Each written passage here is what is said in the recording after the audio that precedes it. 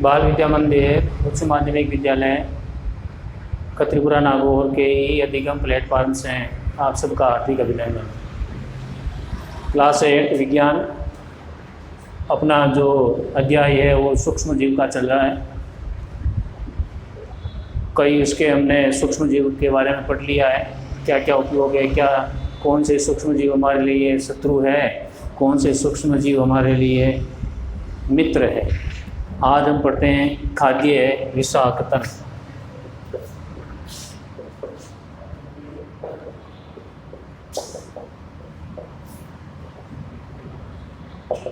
खाद्य विषाक्तन, खाद्य सामग्री का विष में परिवर्तन हो जाना, जहर में परिवर्तन हो जाना, विष यानी जहर में परिवर्तन हो जाना, जिसको हम इंग्लिश में फूड पॉइजन कहते हैं।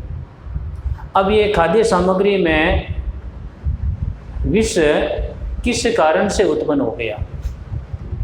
कई बार हम समाचार पत्र में पढ़ते हैं कि खाद्य सामग्री के सेवन से 50 व्यक्ति बीमार पड़ गए, 2 व्यक्तियों की मृत्यु हो गई। वो फूड पॉइजन होता है। ये फूड पॉइजन जो है वो सूक्ष्म जीवों से होता है।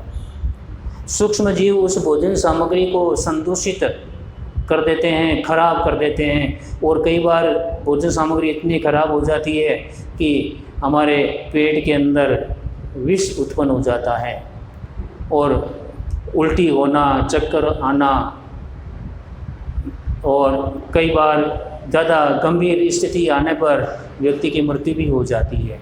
इसको हम कहते हैं खाद्य विषाक्तन। तो भोजन में उत्पन्न होने वाले सूक्ष्म जीव कभी कभी विषैले पदार्थ उत्पन्न करते हैं।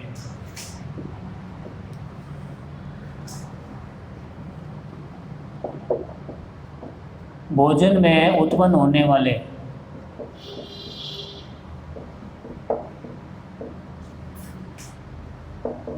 सूक्ष्म जीव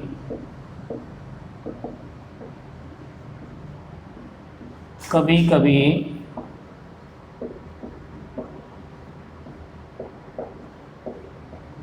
विषैले पदार्थ उत्पन्न करते हैं।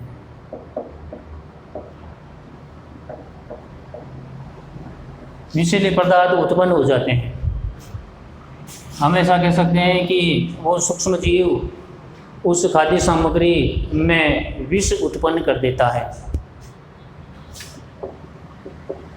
उत्पन्न करते हैं। सूक्ष्म जीव उस भोजन सामग्री में उत्पन्न हो गए, आ गए, या सूक्ष्म जीव बन गए और उस भोजन सामग्री को विषैला बना दिया। यह भोजन जो है, इस भोजन को, यह भोजन को विषाक्त बना देता है। सूक्ष्म जीव उस भोजन को विषाक्त बना देता है। सूक्ष्म जीव भोजन को विषाक्त बना देता है।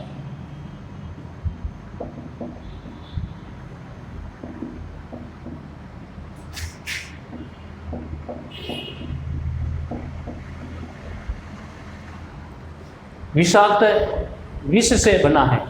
ये विषाक्त शब्द विष यानी जहर से बना है।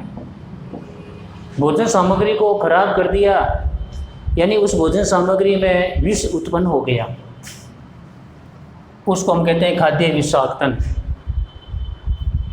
समाचार पत्रों में भी पढ़ते हैं कि दूषित भोजन के सेवन से 10 व्यक्ति बीमार पड़ गए, 1 व्यक्ति की मृत्यु हो गई, घायल अवस्था में है काफ़ी। तो ये होता है फूड पॉइजन। क्या होता है? Food poison. और इसके सेवन से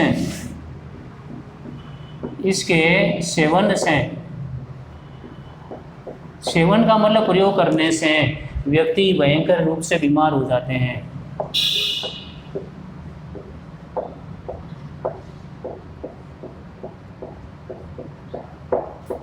बीमार हो जाते हैं या रोगी बन जाते हैं।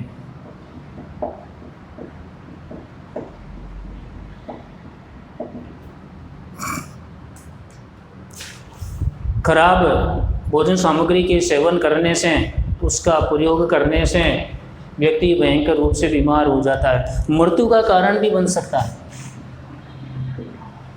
मृत्यु का कारण भी बन सकता है।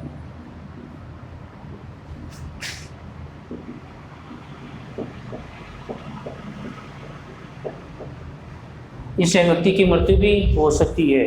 भोजन को संदूषित होने से बचाया जाए। भोजन को संदूषित होने से बचाया जाए।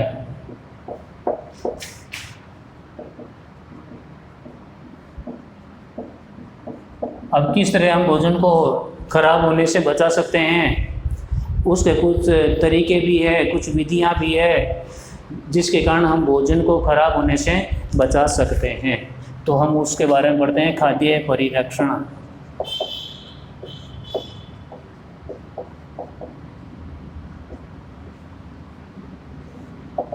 खाद्य परिरक्षण भोजन को संदूषित होने से बचाने के लिए जिन विधियों को हम काम में लेते हैं, जिन तरीकों को हम काम में लेते हैं, उनको हम खाद्य परिरक्षण कहते हैं। खाद्य सामग्री को सूक्ष्म जीवों से बचाव करने को खाद्य परिरक्षण कहते हैं।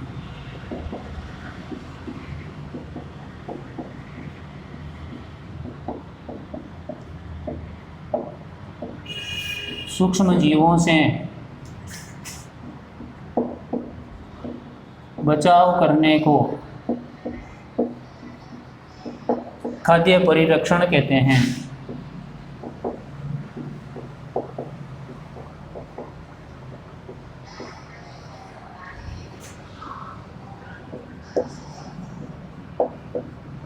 हमारे घरों में माताजी अचार बनाती है। अचार कई महीनों तक खराब नहीं होता। उसके अंदर नमक होता है, अम्ल होता है, नमक का प्रयोग भी करते हैं, जिसके कारण उसमें सूक्ष्म जीव उत्पन्न नहीं होते और खाद्य सामग्री सुरक्षित रहती है। यानी खाद्य सामग्री को सूक्ष्म जीवों से बचाव करने को खाद्य परिरक्षण कहते हैं। खाद्य सामग्री का बचाव करना कहते हैं। हमारे घरों में जो अचार बनाया जाता है वो काफ़ी समय तक संदूषित नहीं होता। हमारे घरों में जो अचार बनाया जाता है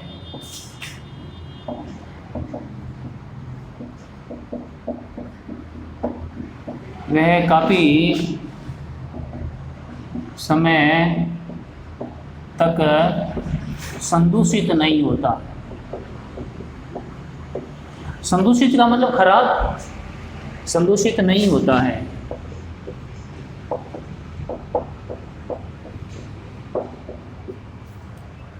तेल का प्रयोग करते हैं, कुछ अम्ल का प्रयोग करते हैं। बाज़ार में जो अचार मिलता है वो आपने देखा होगा कि कितना खट्टा होता है।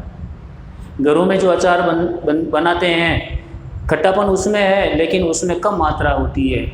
बाज़ार के अंदर जो खट्टापन है अचार में, उसमें ज़्यादा खट्टापन है। उसके अंदर विशेष प्रकार के अम्ल मिलाए जाते हैं। तो हम अम्ल मिलाने से, अम्ल जो है वो रासायनिक क्रियाओं में आता है, रसायन होता है। अब कौन कौन से तरीके हैं वो हम पढ़ेंगे। खाद्य परिरक्षण के कुछ तरीके। खाद्य परिरक्षण के कुछ तरीके। खाद्य परिरक्षण के कुछ तरीके हैं, कुछ विधियां हैं। इनका प्रयोग करने से, इन तरीकों को प्रयोग करने से हम भोजन सामग्री को संदूषित होने से बचा सकते हैं। तो सबसे पहला जो उपाय आता है वो आता है रासायनिक उपाय। रासायनिक उपाय।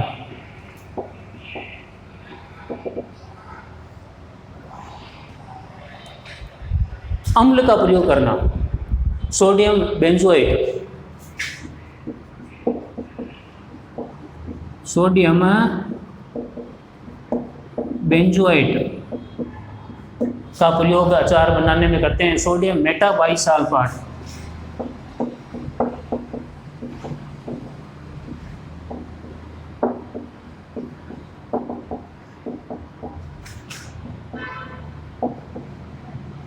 मेटाबाइसल्फेट, इसका प्रयोग अचार बनाने में करते हैं। ये एक सामान्य परिरक्षण रसायन है। ये सामान्य परिरक्षण रसायन है।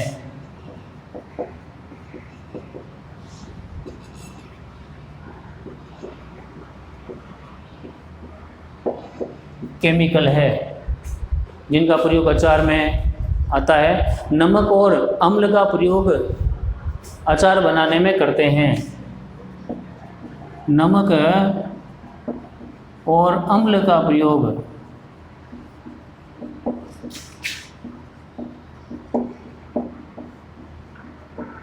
अचार बनाने में करते हैं।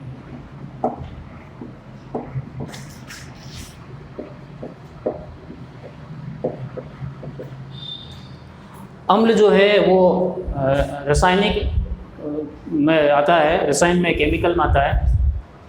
दूसरा जो तरीका है, दूसरा जो विधि है खाद्य सामग्री को बचाने की, नमक द्वारा परिरक्षण। नमक द्वारा परिरक्षण।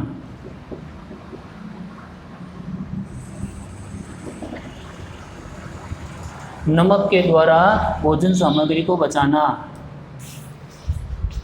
जीवाणुओं की वृद्धि रोकने के लिए, जीवाणुओं की वृद्धि को रोकने के लिए नमक का प्रयोग करते हैं। जीवाणुओं की वृद्धि रोकने के लिए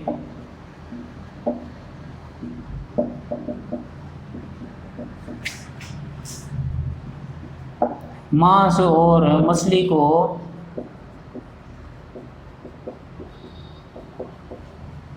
नमक से ढक देते हैं, सूखे नमक से ढक देते हैं, सूखे नमक से ढक देते हैं।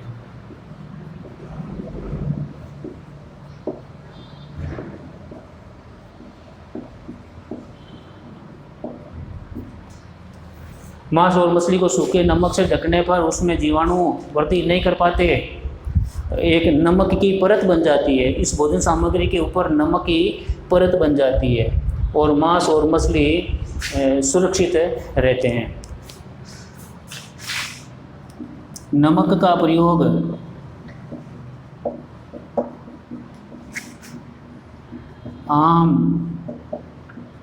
आंवला और इमली के परिरक्षण में किया जाता है।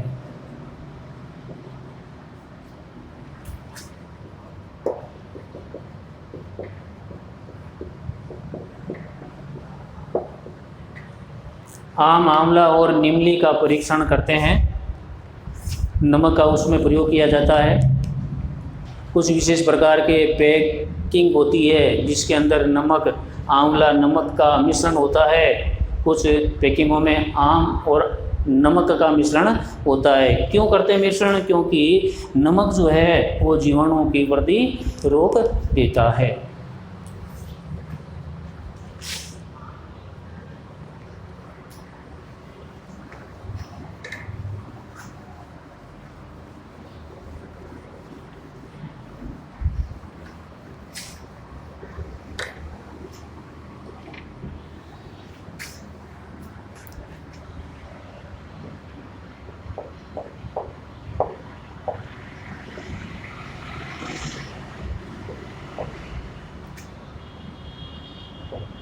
तीसरा आता है चीनी द्वारा परिरक्षण।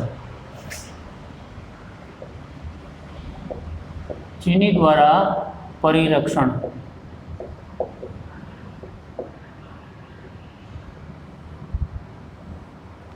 चीनी के द्वारा भी हम भोजन को संदूषित होने से बचा सकते हैं। आपने जैम, जेली और स्क्वैश का परीक्षण चीनी द्वारा किया जाता है। जैम,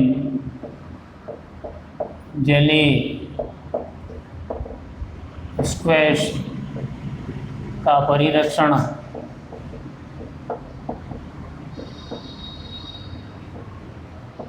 चीनी द्वारा किया जाता है।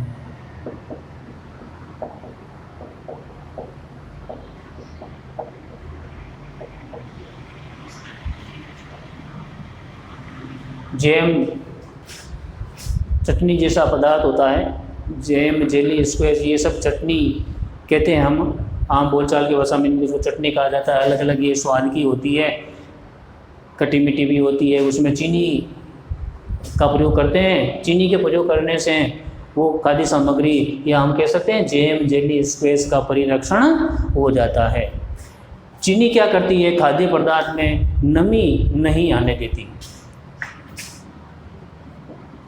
चीनी खाद्य पदार्थ में नमी को नहीं आने देती।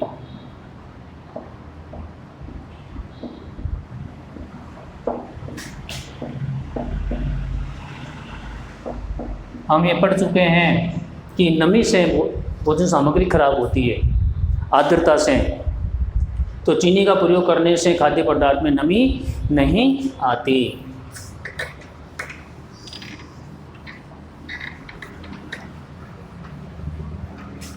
चौथा बिंदु आता है तेल और सिरके का प्रयोग करना। तेल और सिरके का प्रयोग या सिरके द्वारा परिरक्षण।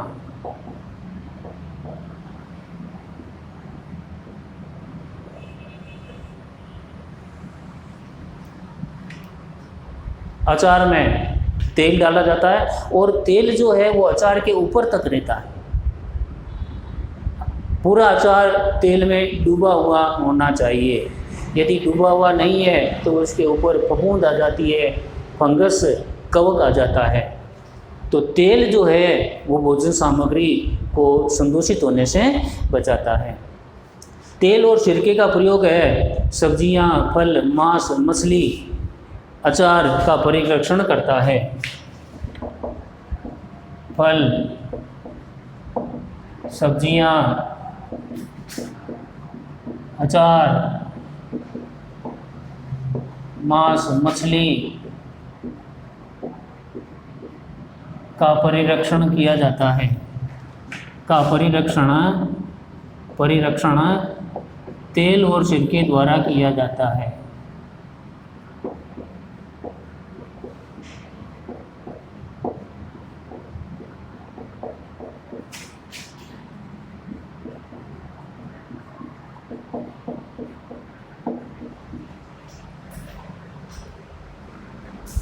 प्राचीन समय में मृत शरीर को तेल में डुबो कर रखते थे। तेल में डूबे रहने से क्या होता है कि वो मृत शरीर में जीवाणु उत्पन्न नहीं होते और मृत शरीर कई दिनों तक सुरक्षित रहता है। तो तेल और सिरके का प्रयोग परिरक्षण में करते हैं। फल सब्जियों में सिरके का प्रयोग किया जाता है। अचार में, मांस, मछली में तेल का प्रयोग करते हैं और जिसके कारण ये भोजन सामग्री वो है खराब नहीं होती। गरम और ठंडा करना। गरम और ठंडा करना।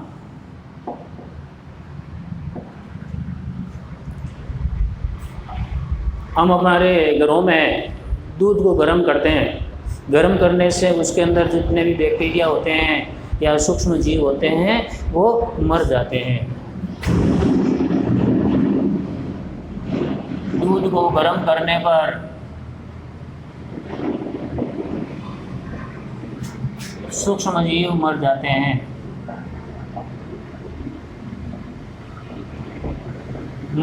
या हम ऐसा कह सकते हैं नष्ट हो जाते हैं।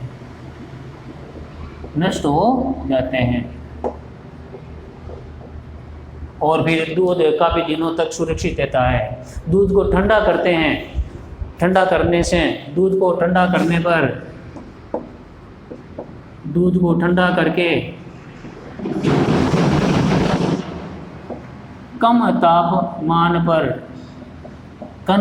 तापमान है यानी फ्रीज, जिसको हम फ्रीज, रेफ्रिजरेटर भी कहते हैं।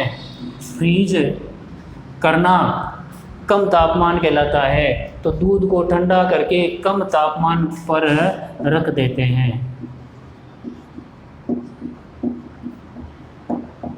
कम तापमान में सूक्ष्म जीव नहीं पनपते, सूक्ष्म जीवों की वृद्धि रुक जाती है।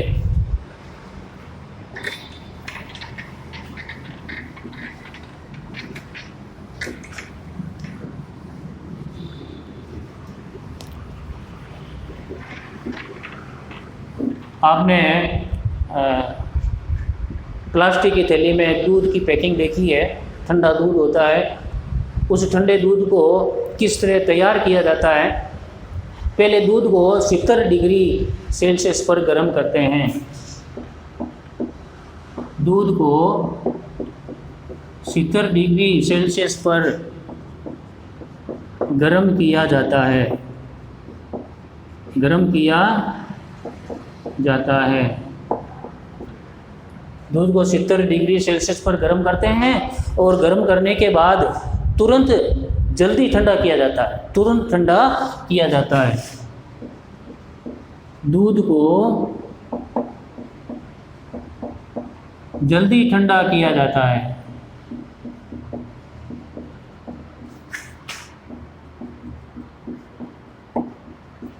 दूध को तो पहले 70 डिग्री सेल्सियस पर गर्म करते हैं और फिर दूध को जल्दी ठंडा करते हैं। इस विधि को पाश्चुरीकरण कहते हैं। इस विधि को पाश्चुरीकरण कहते हैं।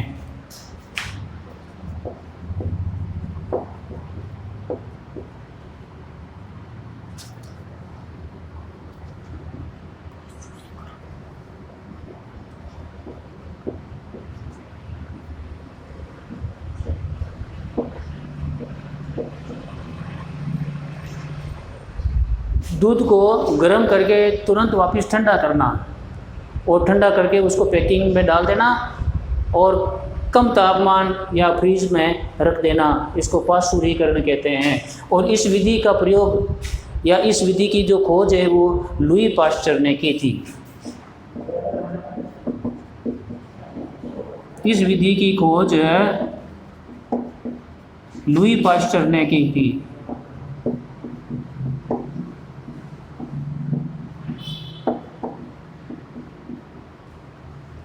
इसलिए पाश्चुरीकरण इसको कहते हैं। उसके बाद में आता है भंडारण और पैकिंग। भंडारण और पैकिंग।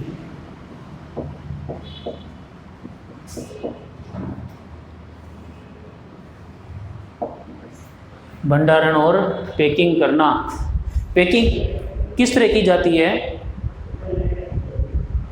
वायु रोधी का विशेष ध्यान दिया जाता है। पैकिंग करते समय हवा अंदर नहीं होनी चाहिए। वायु रोधी का प्रयोग करके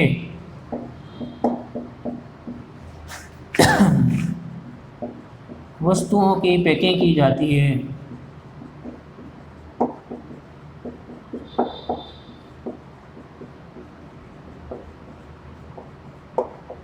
जहाँ पर वस्तु का भंडारण किया जाएगा वहाँ स्थान में नमी नहीं हो। नमी उस भंडारण क्षेत्र में सूक्ष्म जीव उत्पन्न कर देती है और भंडारित जो भोजन सामग्री है वो खराब हो जाती है। वायु रोधी का प्रयोग करके वस्तुओं की पैकिंग की जाती है। जब अंदर वायु नहीं होगी तो सूक्ष्म जीव भी नहीं पनपेंगे। मेवे और सब्जियों की पैकिंग इस विधि द्वारा की जाती है।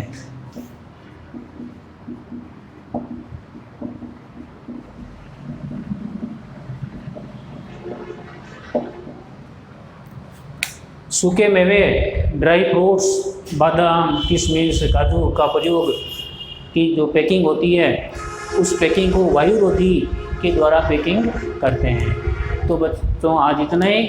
इस सब जानकारी को आपने अपनी नोटबुक में लिखना। आप सभी स्वस्थ रहें।